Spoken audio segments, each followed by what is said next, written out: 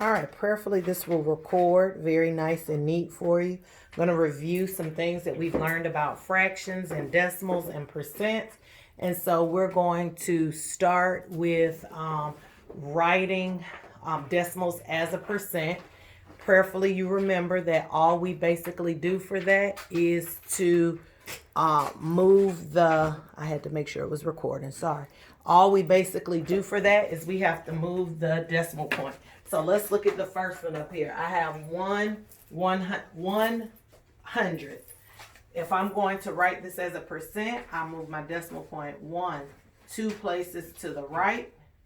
That's going to give me 1 with the decimal point at the end. I never need my decimal point at the end. My answer would be 1%.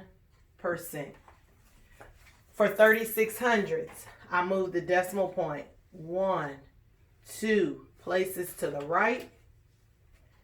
That gives me 36 with the decimal point at the end. I don't need the decimal point at the end, so I have 36%. Number 3, same thing. I move my decimal point 2 places to the right. So I no longer have 1 5/100ths. It looks like 105 with the decimal point at the end. I don't need the decimal point at the end. So I have 105%. All right. Let me throw in an extra example. Suppose I had 0.4. What would that be as a decimal? As a percent. I'll move my decimal point 2 places to the right. Remember I told you have to put something in that basket. That would give me 40 with the decimal point at the end. I don't need the decimal point at the end. My answer would be 40%. So that gave you an extra one. Let's look down at the second section. It says write as a decimal and then write it as a percent. Now, a lot of our numbers we should have memorized as a decimal point and as a fraction and as a percent. But if you don't, that's not what I'm here to do today. We should know that 1/5 as a decimal is 2/10. You should automatically know that. But if you don't, you can make 5 your divisor, 1 becomes your dividend, and you can divide that out yourself. I'll go this far as to write this, and you can divide that out. All right. As a percent, we just went over how I change a decimal to a percent. I move my decimal point 2 places to the right. 1, 2. Oops, I have a basket.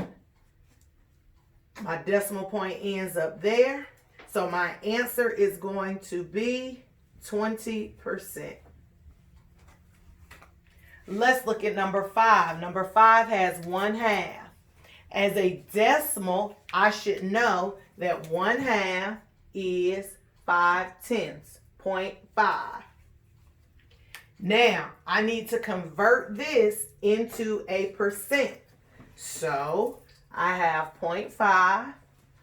I move my decimal point 2 places to the right. I have a basket. I need to put something in that basket.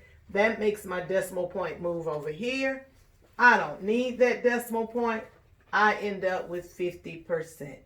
50% is the same thing as 5/10, which is the same thing as 1/2.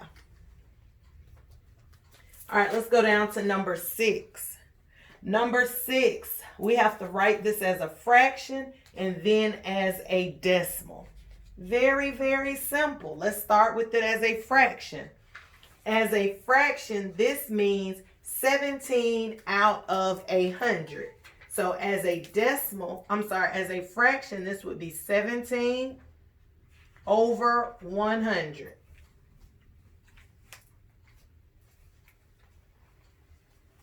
Now I want to convert it into a decimal. This says 1700ths. So I'm going to put in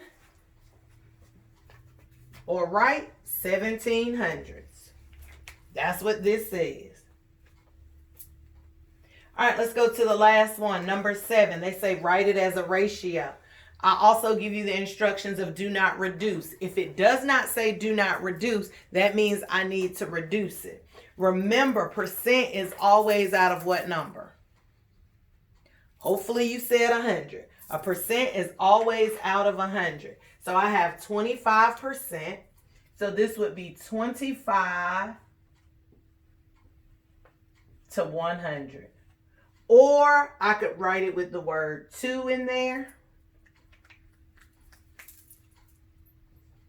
Or I can write it as a fraction. Either way, it's a ratio, and the ratio is 25 to 100. I prefer for you to write them with the colon. The colon is the 2 dots.